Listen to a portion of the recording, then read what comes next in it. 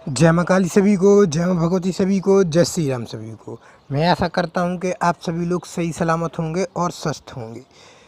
तो आज की इस वीडियो में यह जानकारी लेकर आया हूँ कि विशेष करके जो साधक लोग 9 दिन तक व्रत धरते हैं, 9 दिन तक माता रानी की सेवा करते हैं, तो उनके लिए कौन सा मंत्र जपा जाए जो सबसे महत्वपूर्ण मंत्र है। यदि आप इस मंत्र को जपते हैं तो आपका भाग्य बदल जाएगा, आपका जीवन बदल जाएगा, आपका दिमाग इतना तेज़ चलने लगेगा कि आप कुछ पूछो ही मत। एकदम बिल्कुल चारों तरफ से आपके मार्ग खुल जाएंगे। जहाँ भी आप जाएंगे हर क्षेत्र में आप विजय ही विजय होंगे। या फिर आपका कोई भी काम अटका हो, कोई भी काम नहीं बढ़ रहा हो, तो फिर विशेष करके आप एक बार इस मंत्र का अवश्य सच्चे मन सच्चे हृदय से इस मंत्र का प्रयोग कीजिए, इस मंत्र का जप कीजिए और इस मंत्र के जो मैं बता रहा हूँ सो उस प्रकार हवन कीजिए। आप देखेंगे स्वतः ही आपके सारे काम बनने लगेंगे, जो भी काम आपके नहीं बन रहे। तो फिर विशेष करके चलिए आज की वीडियो करते हैं आगे स्टार्ट, आज की जानकारी करते हैं आगे स्टार्ट। यदि आपने हमारे इस चैनल को अभी तक सब्सक्राइब नहीं किया है तो कृपया करके सब्सक्राइब कर लीजिए, लाइक कर दीजिए और नोटिफिकेशन अवश्य ऑन कर रखिए, ताकि मैं जब भी माता से रिलेटेड, मंत्र जप से रिलेटेड, अनुभव से रिलेटेड वीडियो लाऊं तो फिर सबसे पहले वह वीडियो आप तक पहुंच सके। तो चलिए जय माँ काली, जय माँ भगवती सभी को। विशेष करके जो नवरात्रि में मंत्र यदि आप जपते हैं जयंती मंगला काली भद्रकाली कपालिनी दुर्गा क्षमा सभा धायत्री सभा सदा नमस्तुते, इस मंत्र का यदि आप जप करते हैं नियंत्रण रूप से तो माता रानी की आपके ऊपर कृपा, माँ भगवती की कृपा, यहाँ तक कि माँ काली की इस मंत्र की सहायता से हर देवी की कृपा आपके ऊपर हो सकती है। मगर जिस प्रकार विधि बताई जा रही है उस प्रकार आप विधि को कीजिए।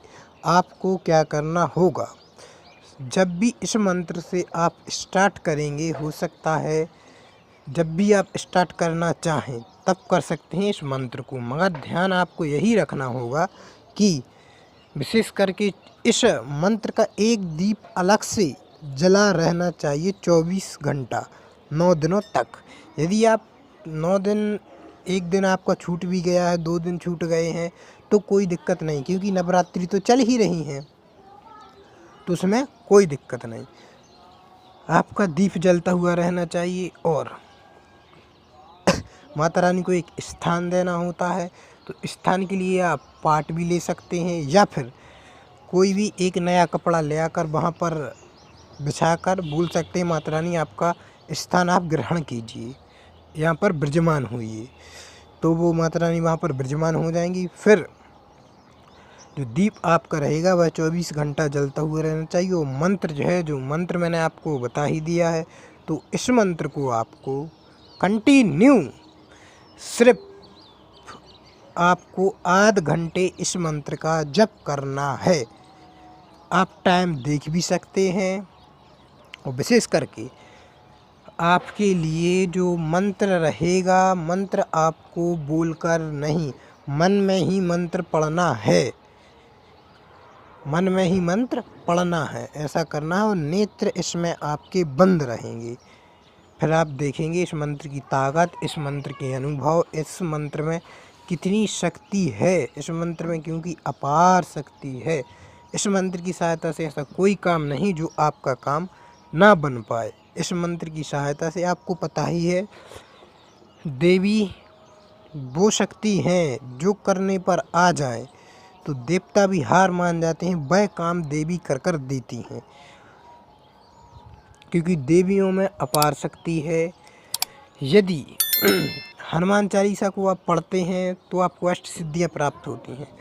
यदि आप माँ देवी को, माँ दुर्गा को, माँ भगवती को मनाते हैं, माँ काली को मनाते हैं तो अष्ट सिद्धियाँ आपको पता नहीं वो कब आपको दे दें। और जब वो देती हैं, जिन भी साधक पर कृपा करती हैं, तो वो साधक स्वतः ही भूत भविष्य वर्तमान बताने में सामर्थ्यवान तो हो ही जाता है और सिद्धियाँ भी कई प्रकार की उसके पास स्वतः ही उसको प्राप्त होने लगती हैं, स्वतः ही उसको मिलने लगती हैं। चारों तरफ से उनको जानकारी, मंत्रों से संबंधित जानकारी या फिर साधना से संबंधित जानकारी, जितनी भी मंत्र तंत्र के क्षेत्र में की जानकारी वो लेना चाहता है, सारी वो मार्ग उसको स्वतः ही खुलने लगती हैं। या फिर वो कोई भी बिजनेस, व्यापार या पढ़ाई में भी आगे बढ़ना चाहे तो फिर बढ़ सकता है, क्योंकि चारों तरफ के मार्ग खुल जाते हैं। तो एक बार आप इस विधि को अवश्य कीजिए। और मंत्र जब आपका नवमी के दिन आपको एक छोटा सा यज्ञ करना है, और इस मंत्र को आपको यज्ञ करना होगा।